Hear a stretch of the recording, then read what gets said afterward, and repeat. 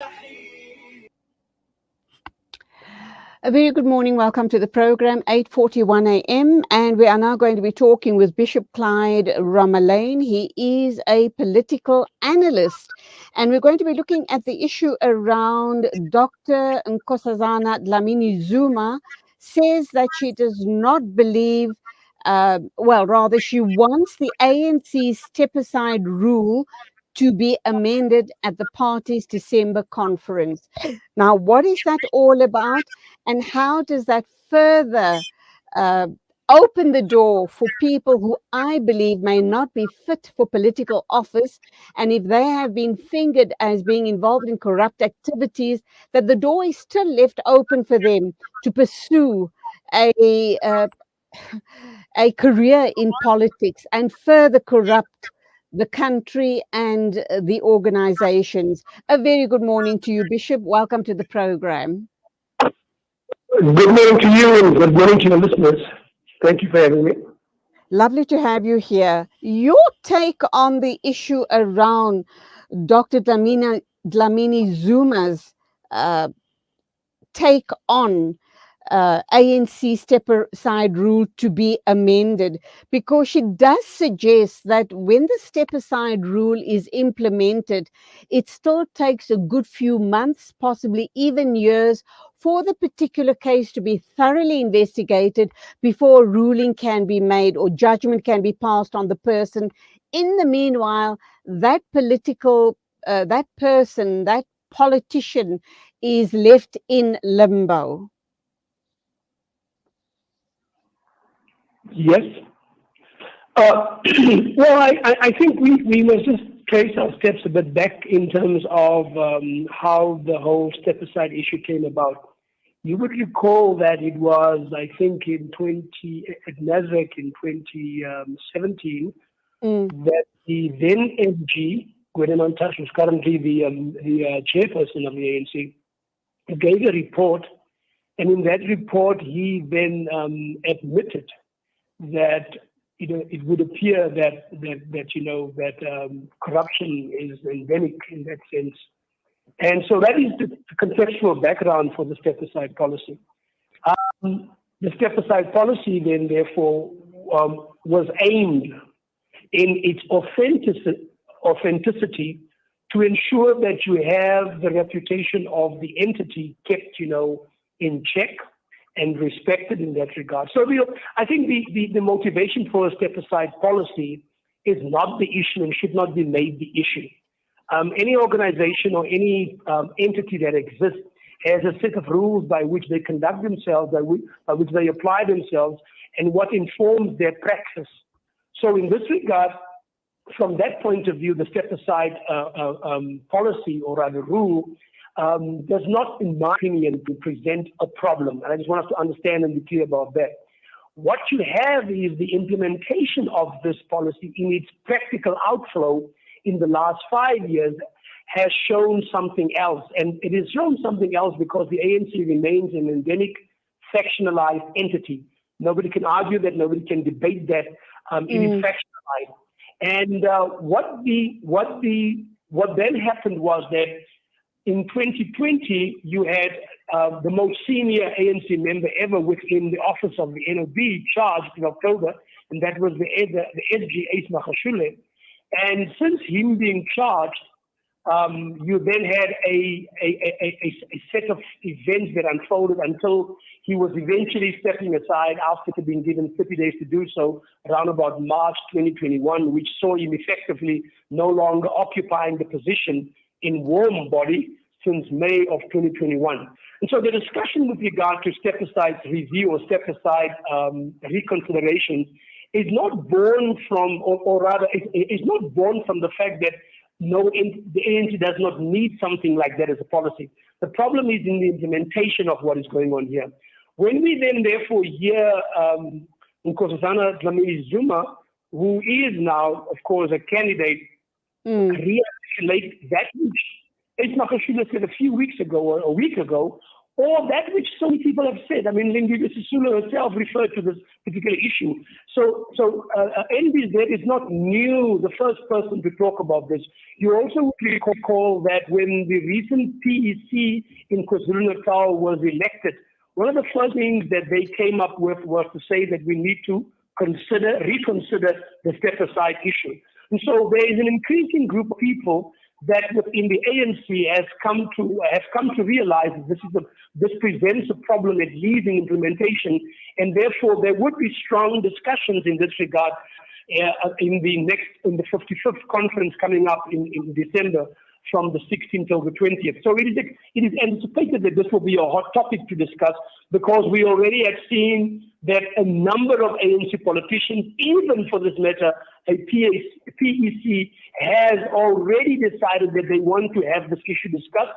And how the chips would fall in that regard, we don't know at this point in time. And so the context of Stepaside, as articulated by NDZ at this point in time, must be not seen as her being the first person to make this statement.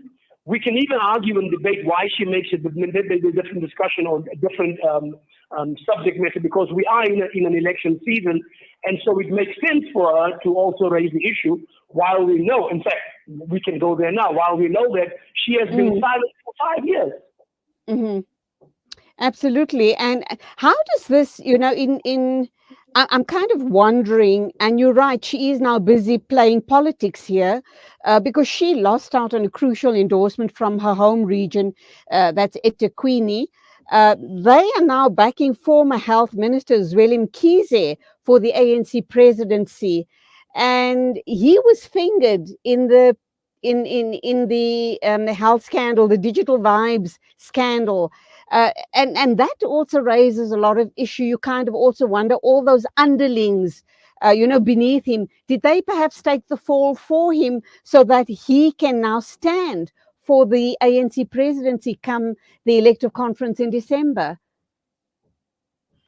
Well, there's no question about it that there are certainly moves at play to ensure that some people can be available. And I think from that point of view, again, we must accept the fact that politicians have a right to contest within the ANC for positions. It should not be an issue that people are naturally disqualified because maybe someone doesn't like them or whatever. So that space exists within the African National Congress to raise your hand and say, I'm willing to be elected. And you've seen a slew of them already have indicated whether it is becoming deputy president under someone or another person, or others, as in the case of Paul Mashatile, as in the case of Didi Mabuza, as in the case of Ronald Lamula, as in the case of, I think, even Mamo Kubai, Mamloko Kubai. Whereas these are all people that have indicated their willingness to serve as the deputy president position. Nothing wrong with that, and I think it's time that the ANC's politics mature to a place to accept and embrace the ambition of politicians. They're not in office to be forever supporting someone else, so therefore they have their own ambitions. Nothing wrong with that. The challenge becomes how the ANC currently seems to be, or rather how the NEC currently seems to be structured to ensure a particular outcome for the 55th conference. It is now given that a number of, for example, PECs like Limpopo, like Gauteng, like the Eastern Cape, have come out in support, and also the Northern Cape, come out in support of a second term for the incumbent. The problem with that is the fact that when Gauteng and all of the others say they want a second term, do they speak on behalf of the province, or do they speak on behalf of the leaders that are currently serving, who have their own ambitions in this regard? And that's the question that must be dealt with. You saw that the convener of the election, so to speak, or rather, Kgalema Motlanthe, cautioning everybody to say, look, but you guys can't announce these things yet because it has not yet been finalized in that regard. And then he had some feedback from literal feedback last week from the KwaZulu-Natal secretary. He said to him, well, that horse has bolted already. You didn't stop the others. Why would you now want to stop, others? Because eThekwini region in KwaZulu-Natal has now pronounced they would like a particular person in the form of Dlamini Zuma. Well, if you look at it, so I'm just saying that there ought to be some form of fairness and an acceptance that politicians will contest for elections, whether the ANC likes it or not. That is a given. Now, coupled with that comes the issue: what is then therefore the safeguard for ANC members to qualify for elections, or rather to be elected? And that qualification has been given a structure by the name of the Integrity Commission. Unfortunately, the Integrity Commission is a toothless, if I could use the analogy, toothless dog.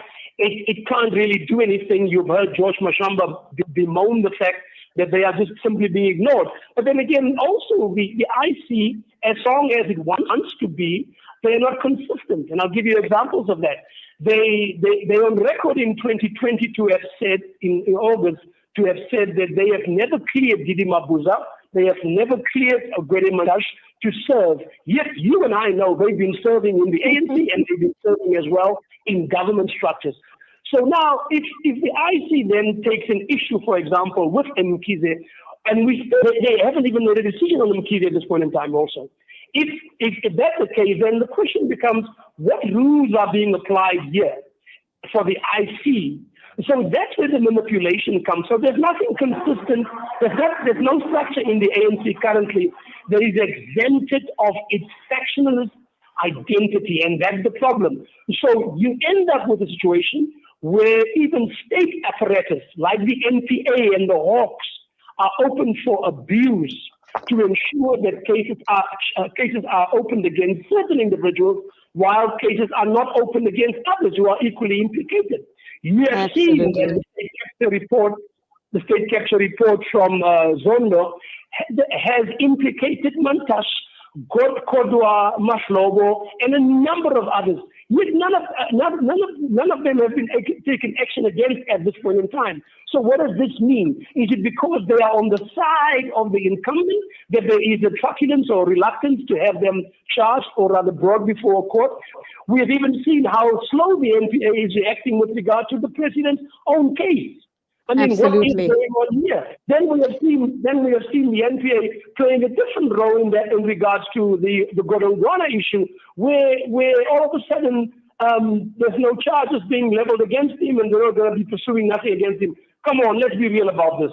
It is not making sense what is going on, and it seems that increasingly the state apparatus are being used to sideline politicians. So therefore, I concur with those who argue and contend that it is not fairly applied, Stepaside. It is not applied with the correct intentions, but with ulterior motives in which it exempts some people because they are located with regard to a particular position or faction.